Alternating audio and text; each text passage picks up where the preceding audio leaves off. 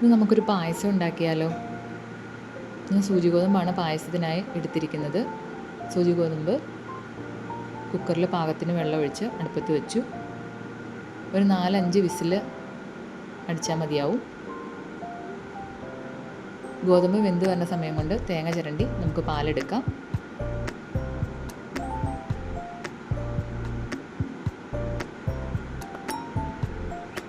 തേങ്ങ അരിച്ച് 1-ാം പാൽ മാറ്റി വയ്ക്കണം. 2-ാം പാലിലാണ് നമ്മൾ ഗോതമ്പ് വേവിക്കുന്നത്.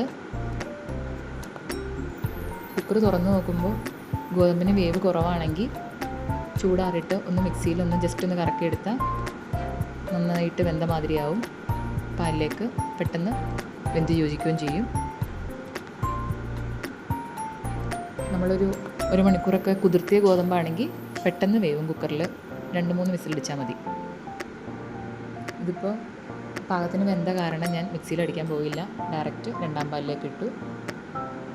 ശർക്കര പാനി എടുക്കാം. ഇതിപ്പോൾ ശർക്കര പൊടിയാണ്, അതും ഗോതമ്പിൻ്റെ കൂടെ ഡയറക്റ്റ് ഞാൻ പാലിലേക്ക് ഇട്ടു. ഇളക്കി യോജിപ്പിക്കാം.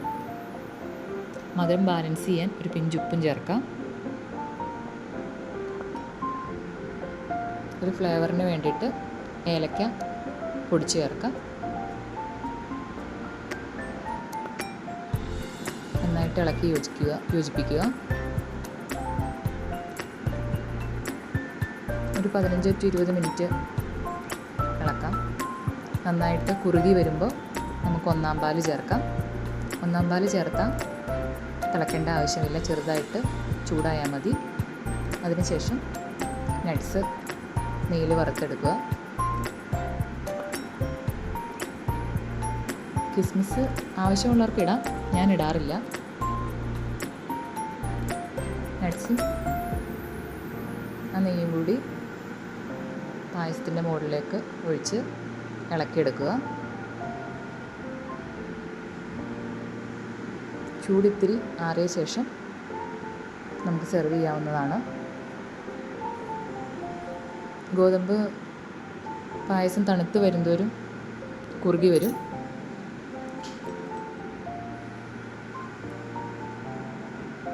നമുക്ക് ഗ്ലാസ്സിലേക്ക് ഒഴിച്ച് സെർവ് ചെയ്യാവുന്നതാണ്. എല്ലാവരും ഇടയ്ക്കൊക്കെ പായസമൊക്കെ ഉണ്ടാക്കി നോക്കണം. വീഡിയോ ഇഷ്ടമായാൽ ലൈക്ക് ചെയ്യണം, കമൻറ്റ് ചെയ്യണം, അഭിപ്രായങ്ങൾ അറിയിക്കണം.